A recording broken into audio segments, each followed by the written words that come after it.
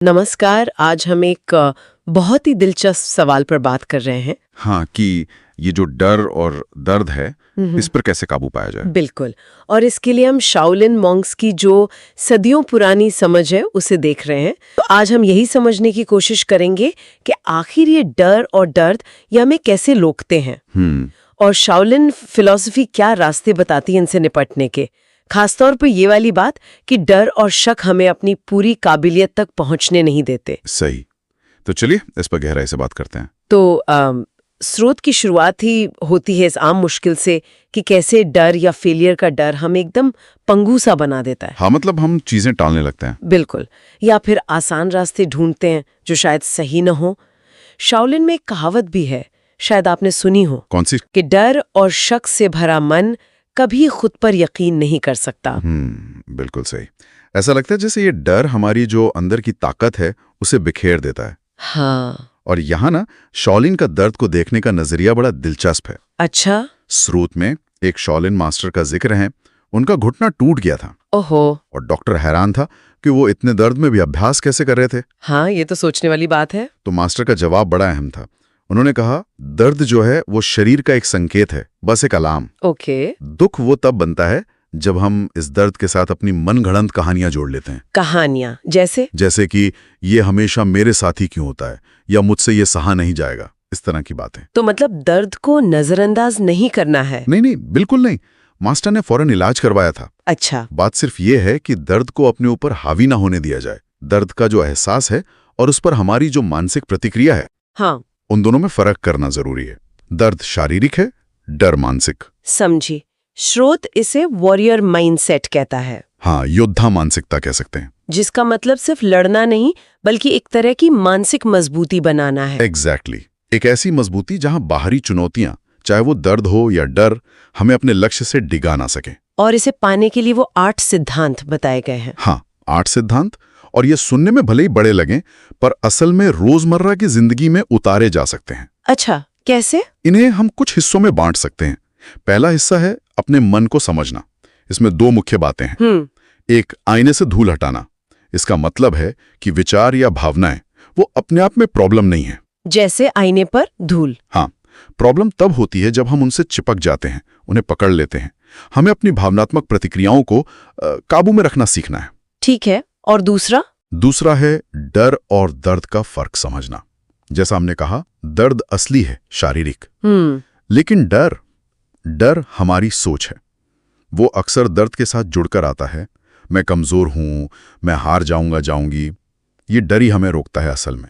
ये डर और उससे जुड़ी जो कहानियां हैं शायद वही हमें शिकायत करने पर भी मजबूर करती है ना? बिल्कुल सही पॉइंट पकड़ा आपने। और यही दूसरा हिस्सा आता है, हमारा रवैया, हमारा एटीट्यूड। अच्छा। इसमें भी 2 सिद्धांत हैं। एक तो शिकायत छोड़ना। हाँ, मतलब नतीजों की या आसानी की उम्मीद छोड़ देना। जब मुश्किल आए तो क्यों पूछने के बजाय उसे स्वीकार करना। और दूसरा है दर्द में मुस्कुराना। अमेजिंग। ये कैसे? देखिए, वो जो अंदरूनी कहानी चलती है ना हमारे दिमाग में, मेरे साथ ही बुरा होता है, मैं ये नहीं कर सकता, उसे नकारना है। अच्छा। और मुस्कुराहट, चाहे वो कितनी भी छोटी क्यों ना हो, वो उस नेगेटिव कहानी की पकड़ ढीली कर देती है। ये सिर्फ पॉजिटिव थिंकिंग नहीं है। तो क्या है? ये दर्द से जुड़ी के झूनी कहानी है, उसे एक्टिवली कमजोर करना है। अच्छा, ये दिलचस्प है। तो मन को समझ लिया, रवैया बदल लिया, अब एक्शन की बात। बिल्कुल। तीसरा हिस्सा है अमल, यानी एक्शन। यहाँ लचीलापन या ठहराव और अनुशासन की बात होती है। लचीलापन? हाँ, मतलब भावनाओं में बहकर रिएक्ट करने के बजाय सोच समझकर एक्शन लेना। विचारों के बीच जो शांति का एक पल होता है ना, उसमें ताकत खोजना। ठहराव और अनुशासन, इसका मतलब सिर्फ सख्ती नहीं है, इसका मतलब है ऊर्जा का सही संतुलन। ऊर्जा का संतुलन? हाँ, जब एनर्जी हो तो पूरी लगन से काम करें, जब कम हो तो पूरा आराम करें। अपनी एनर्जी का समझदारी से इस्तेमाल करें। ठीक है। और आखिरी 2 सिद्धांत? वो हैं तीव्रता से अभ्यास और दृढ़ता। अभ्यास? हाँ, अभ्यास सिर्फ शारीरिक नहीं, ये मन, शरीर और आत्मा तीनों को जोड़ता है। इसे पूरी इंटेंसिटी, पूरी तन्मयता से करना जरूरी है। और दृढ़ता मतलब टिके रहना। सबसे अहम, अगर फौरन नतीजा ना भी दिखे तब भी प्रोसेस पर भरोसा रखना। असली तरक्की अंदरूनी बदलाव से आती है, खुद पर और अपने अभ्यास पर यकीन करने से। ये सारे सिद्धांत हमें वापस वहीं ले आते हैं, वो जो टालमटोल करने की आदत है या आसान रास्ता चुनने की। बिल्कुल। स्रोत में वो आयरन फिस्ट तकनीक का उदाहरण भी दिया है। हाँ, वो बड़ा पावरफुल उदाहरण है। कैसे वो मॉन्क्स धीरे धीरे पहले मूंग दाल पर, फिर रेत पर और फिर पत्थरों और लोहे के टुकड़ों पर हाथ मारकर दर्द सहना सीखते हैं। ये सिर्फ हाथ मजबूत करना नहीं है। नहीं, ये उससे कहीं ज्यादा है। ये दर्द और डर को स्वीकार करने का एक मानसिक प्रशिक्षण है।